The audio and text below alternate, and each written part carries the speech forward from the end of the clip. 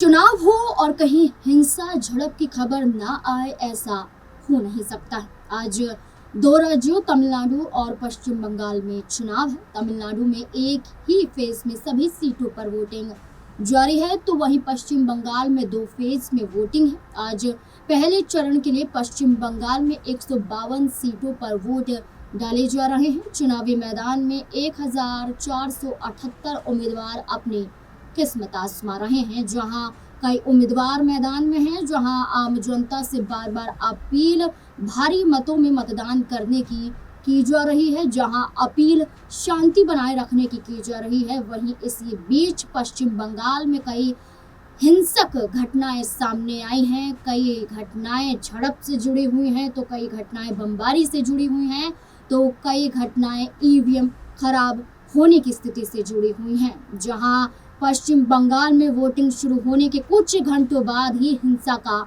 माहौल देखा गया। इस बीच में जहां बमबारी, जहां ईवीएम खराब होने की खबरें सामने आई, तो वहीं टीएमसी कार्यकर्ता और टीएमसी से अलग हुए हुमायूं कबीर के बीच में भी झड़प देखने को मिली। आखिरकार हिंसक घटनाएं और ईवीएम खराब होने के इस स्थिति को देखते हुए क्या प्रभाव पश्चिम बंगाल में पड़ेगा? आखिरकार खुद को मुस्लिमों का हितैषी बताने वाले हुमायूं कबीर के इस घटना से क्या असर मुर्शिदाबाद में पड़ेगा? क्या भारतीय जनता पार्टी को इसका सीधा फायदा मिलेगा? क्या है पश्चिम बंगाल से जुड़ी हुई सारी घटनाएं और क्या असर छोड़ते हैं हुमायूं कबीर मुर्शिदाबाद में और खास तौर पर पूरे पश्चिम बंगाल में? चलिए जानते हैं अपनी इस रिपोर्ट में। नमस्कार, मैं हूं नाज़मीन खान और आप देख रहे हैं हमारा खास प्रोग्राम।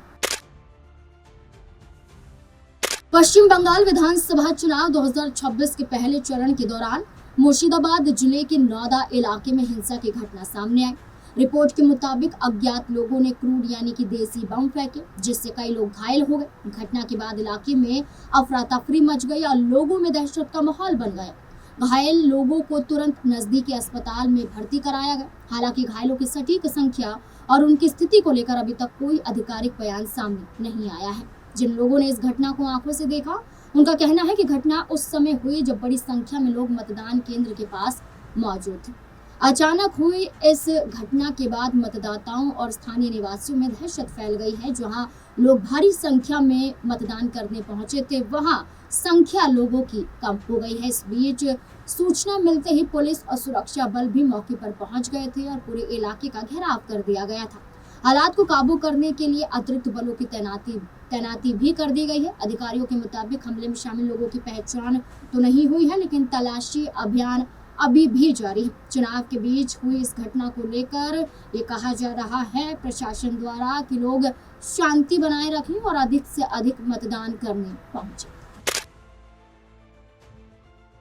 न सिर्फ बमबारी बल्कि ईवीएम खराब होने की भी खबर सामने आई, जहां लोगों के अंदर भारी रोष देखने को मिला। बता दें कि पश्चिम बंगाल के मालदा जिले के मोथाबाड़ी विधानसभा क्षेत्र में स्थित बलुआचारा हाई स्कूल बूथ पर ईवीएम में कथित खराबी के कारण मतदान बाधित हो गया। रिपोर्ट के मुताबिक मशीन में तकनीकी दिक्कत तो सामने आई थी, लेकिन साथ ही साथ यहाँ पर कई अधिकारी मौके पर मौजूद भी नहीं थे, जिसकी वजह से कई सवाल खड़े किए गए। और ये भी कहा गया लोगों के जरिए कि भारी जो लोगों की संख्या थी वो वहाँ पर मौजूद थी, तपती गर्मी थी, लाइनों में लगे हुए थे। इसके बावजूद भी अधिकारियों की ये लापरवाही बर्दाश्त नहीं की जाएगी, जिसके चलते लोगों की संख्या वहां भी कम हुई। आपको जानकारी के लिए बता दें कि मालदा पहले से ही राजनीतिक रूप से संवेदनशील बना हुआ है। इस क्षेत्र में पहले भी ऐसी घटना हुई है जहां लोगों को हैरान कर देती है। आपको बता दें कि 1 अप्रैल को जिले में 3 महिलाओं सहित 7 न्यायिक अधिकारियों के घेराव की घटना सामने आई थी। इन्हें बंधक बनाया गया था, जिसके बाद सियासी माहौल गर्मा गया था। इस मामले की जांच के लिए 4 अप्रैल को राष्ट्रीय जांच एजेंसी यानी कि एनआईए की टीम को भी गठित किया गया था और इस टीम ने पुलिस अधीक्षक कार्यालय और कालियाचक स्थित बीडीओ कार्यालय का दौरा भी किया था। इस घटना को लेकर बीजेपी और टीएमसी के बीच आरोप प्रत्यारोप अभी भी जारी है। आपको जानकारी के लिए बता दें कि मोथाबाड़ी सीट पर तृणमूल कांग्रेस के इस्लाम मोहम्मद नजरुल का मुकाबला भाजपा के निवारण घोष से है, जबकि एआईएमआईएम के मुस्ताहिद हक और कांग्रेस के संयम चौधरी भी मैदान में है। आपको बता दें 2021 के चुनाव में सीट पर टीएमसी की यास्मीन सबीना ने बाजी मार ली थी। पश्चिम बंगाल के मुर्शिदाबाद में तनाव का माहौल बना हुआ है। इस बीच में झड़प की खबर भी सामने आई जब तृणमूल कांग्रेस के कार्यकर्ता और हुमायूं कबीर के बीच झड़प हो गई। बताया जा रहा है कि हुमायूं कबीर उस इलाके का दौरा कर रहे थे जहां देसी बम फेंकने की घटना सामने आई थी। इसी दौरान दोनों पक्षों के बीच टकराव की स्थिति बन गई। घटना के बाद इलाके में सुरक्षा और भी ज्यादा बढ़ा दी गई। स्थिति पर प्रशासन की नजर बनी हुई है ताकि किसी भी तरह की और घटना सामने न आ पाए। हिंसक झड़प के बाद और वोटिंग को देखते हुए हुमायूं कबीर का बड़ा बयान भी सामने आया। उन्होंने कहा कि इस बार भी अपना वोट वो डाल चुके हैं और उम्मीद कर रहे हैं कि ज्यादा से ज्यादा लोग वोट डालें। वो ये कहते हैं कि वे लंबे समय से इस चुनावी प्रक्रिया का हिस्सा रहे।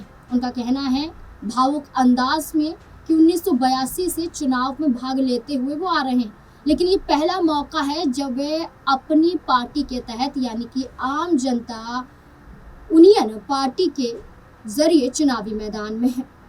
इसे उन्होंने अपने राजनीतिक सफर का खास पड़ाव बताया है। उन्होंने कहा है कि मैं किसी की भी टीम नहीं हूँ। उनका कहना है कि उनकी पार्टी पूरी तरह से स्वतंत्र सोच के साथ चुनावी मैदान में है। उनका फोकस सिर्फ जनता के मुद्दों पर है, ना कि किसी के इशारों पर राजनीति करना। इसके अलावा उन्होंने राज्य में कानून व्यवस्था को लेकर भी चिंता जताई और कहा कि चुनाव के दौरान अब किसी और तरह की गड़बड़ी नहीं होनी चाहिए। उन्होंने उम्मीद जताई कि प्रशासन शांतिपूर्वक और निष्पक्ष मतदान सुनिश्चित करेगा ताकि लोकतंत्र की प्रक्रिया सही तरीके से पूरी हो सके। हुमायूं कबीर ने न सिर्फ बयान दिया बल्कि तृणमूल कांग्रेस पर भी आरोप लगाया। हुमायूं कबीर ने पश्चिम बंगाल की सत्ता पर काबिज तृणमूल कांग्रेस पर गंभीर आरोप लगाते हुए कहा कि पार्टी जो है उनकी पार्टी के 25 से 26 उम्मीदवारों को टीएमसी ने पैसे देकर अपने पाले में करने के लिए एक मौका आजमाया है। कबीर ने बताया है कि उन्होंने पश्चिम बंगाल विधानसभा चुनाव में कुल 142 उम्मीदवार उतारे थे। इसके बावजूद उन्होंने दावा किया कि उनकी पार्टी पर इसका कोई खास असर नहीं पड़ा और अब भी 117 उम्मीदवार यहाँ मौजूद है, मजबूत है और चुनाव लड़ रहे हैं। उन्होंने टीएमसी पर गंभीर आरोप लगाते हुए कहा कि पार्टी टिकट बेच रही है और उनकी पार्टी के उम्मीदवारों को पैसे के दम पर तोड़ने की कोशिश की जा रही है। कबीर ने चेतावनी भरे लहजे में कहा कि जनता इस सब का जवाब चुनाव में वोट के जरिए देगी। हुमायूं कबीर टीएमसी से अलग होकर पश्चिम बंगाल में बाबरी मस्जिद बनाने का ऐलान कर जीत हासिल करना चाहते हैं। हालांकि इस बीच एआईएमआईएम से गठबंधन भी हुआ था जो टिक नहीं पाया क्योंकि टीएमसी द्वारा कबीर को लेकर एक प्रेस कॉन्फ्रेंस की गई थी जिसके जरिए कहा गया था कि हुमायूं कबीर 1000 करोड़ की डील कर रहे हैं, जिसको लेकर ये दावा किया गया था। ये डील भारतीय जनता पार्टी से। प्रेस कॉन्फ्रेंस में जो वीडियो दिखाई गई, इस वीडियो में कहा जा रहा था कि 1000 करोड़ रुपए आएंगे, बाबरी मस्जिद बने या ना बने, लेकिन मुसलमान बहुत भोले हैं, उन्हें बेवकूफ बनाया जा सकता है, ये आसान है।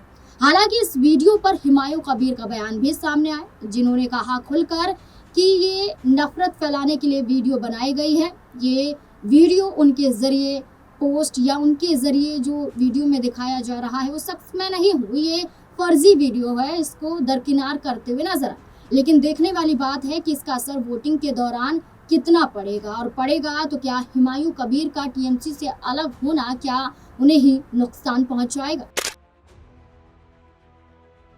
हुमायूं कबीर पश्चिम बंगाल की राजनीति में सक्रिय नेता हैं। उनका आधार मुख्य रूप से मुर्शिदाबाद क्षेत्र में रहा है। वे शुरुआत में कांग्रेस से जुड़े थे जो बंगाल की पारंपरिक राजनीति का हिस्सा है। बाद में उन्होंने कांग्रेस छोड़कर टीएमसी ज्वाइन कर ली थी जो ममता बनर्जी के नेतृत्व में है।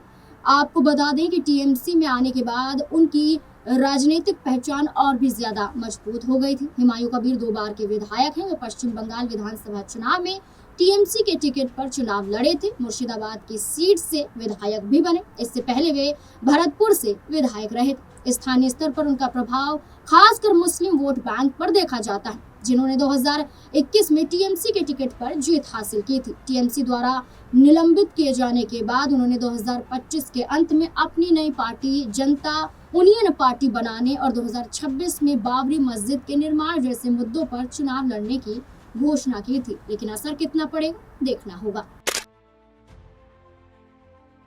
पश्चिम बंगाल में लगभग मुस्लिम आबादी 27% यानी कि 2 करोड़ 5 लाख के करीब है।